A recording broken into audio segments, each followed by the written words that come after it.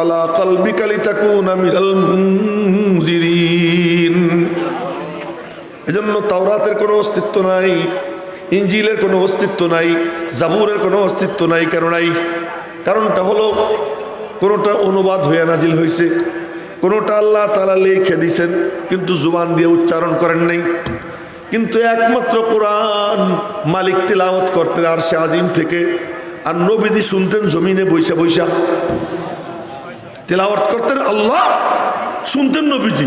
তাও একেবারে সহিহ বুখারী শরীফের প্রথম পৃষ্ঠা হাদিস, প্রথম পৃষ্ঠা হাদিস।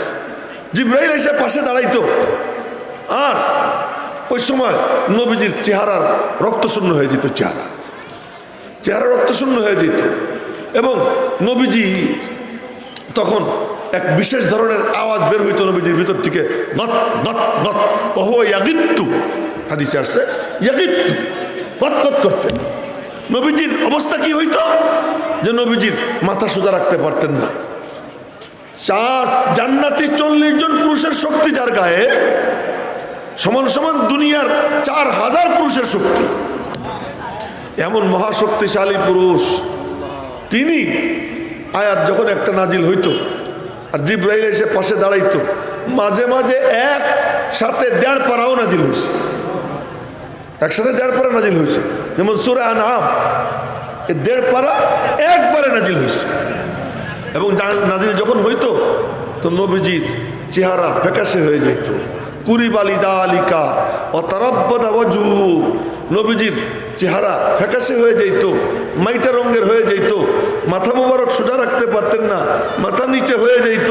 আল্লাহ পাক বলেন, ইন্না সানুলকি আলাইকা কওলান সাকিলা, আমি ভারী কালাম তোমার উপরে নাজিল করব, আমি নূর তোমার উপরে নাজিল করব, তোমার সিনার মধ্যে নূর ঢুকবে, কালাম ভারী ঢুকবে।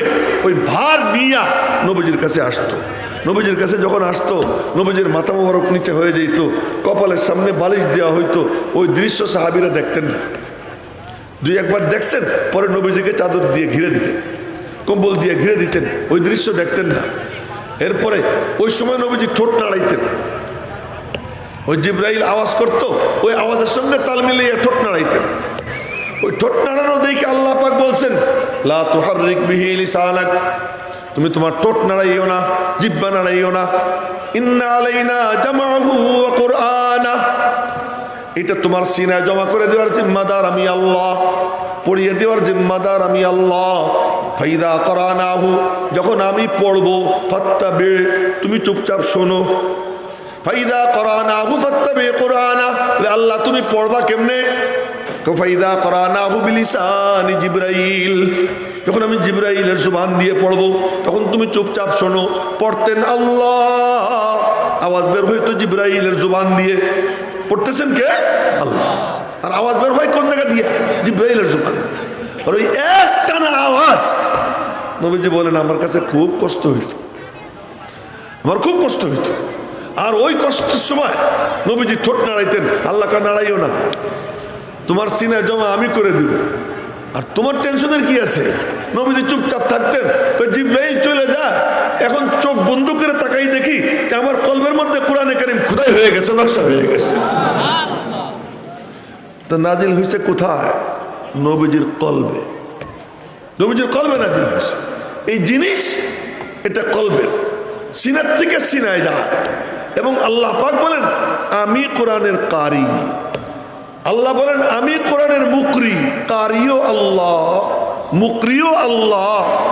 এরপরে আবার বলতেছেন সুম্মা ইন্না আলাইনা বায়ানা, বয়ানও আমি করব, তাফসিরের জিম্মাদারও আমি আল্লাহ। আমি তাফসির শিখাই দেওয়ার পরে তুমি তাফসির কইরো। তোমার তাফসিরের মধ্যে উম্মতের যারা বিজ্ঞ তারা ডুব দিবে, ইমাম আবু হানিফা ডুব দিবে, ইমাম শাফি ডুব দিবে, ইমাম মালিক ডুব দিবে, ডুব দিয়ে মণিমাণিক্য আহরণ করবে। ডুব সবাই দিবার পারে না, যার অক্সিজেন আছে সে ডুব দিতে পারে। এমনি মানুষের সমুদ্রে ডুব দিলে কিন্তু মরে যায়। আমরা পাবলিক যদি কোরআনের মধ্যে ডুব দেই ইমান হারা হয়ে যাব। আমরা যদি হাদিসের মধ্যে ডুব দেই, হাদিসের গুতাগুতি এটার মধ্যে ডুব দিবার যাই, আমার ইমান নষ্ট হয়ে যাবে। সবার কাম ডুব দেওয়া না, ডুব সে দিতে পারে যার কাছে অক্সিজেন আছে, যার ওই মাস্ক যার আছে, যে ডুবুরি অভিজ্ঞতা যার আছে, সে ডুব দিতে পারে। ইমামে আদম আবু হানিফা রহমতুল্লাহ আলাই তার শাগরেদদের 40 জনের বোট নিয়ে ডুব দিছেন, আর ওই ডুবে 13 লক্ষের উপরে মাসলা মাসাইল বের করছেন। ওই ডুব দিয়ে 13 লক্ষের উপরে মাসলা মাসাইল বের করছেন, মণিমাণিক্য বের করছেন।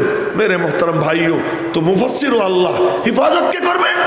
আল্লাহ পাক বলতেছেন ইন্না নাহনু নাযালনা যিকরা ওয়া ইন্না লাহু লাহাফিজুন। নাজিল করছি আমি, হিফাজতও করব আমি আমার ওলিদেরকে দিয়া। তাফসীরের কিতাবে লেখে বিআউলিয়াই, আমার ওলিদেরকে দিয়া। ওলি কারা? যারা এর সাথে জুড়ে তারাই ওলি হয়ে যায়। এই জন্য বললাম যে হেফাজতে দিন একটা প্রজেক্ট, যে প্রজেক্টের মহাপরিচালককে আল্লাহ। এই প্রজেক্টের সঙ্গে যারা জুড়ে সবাই কি প্রজেক্টের কর্মচারী। আল্লাহ পাক আমাদেরকে এই কর্মচারী হওয়ার তৌফিক দিয়েছেন, জন্য আল্লাহ পাকের শুকর আদায় করি, সকল বলি আলহামদুলিল্লাহ। আর এই প্রজেক্টটা জিন্দা থাকতেছে মাদ্রাসার উসিলায়।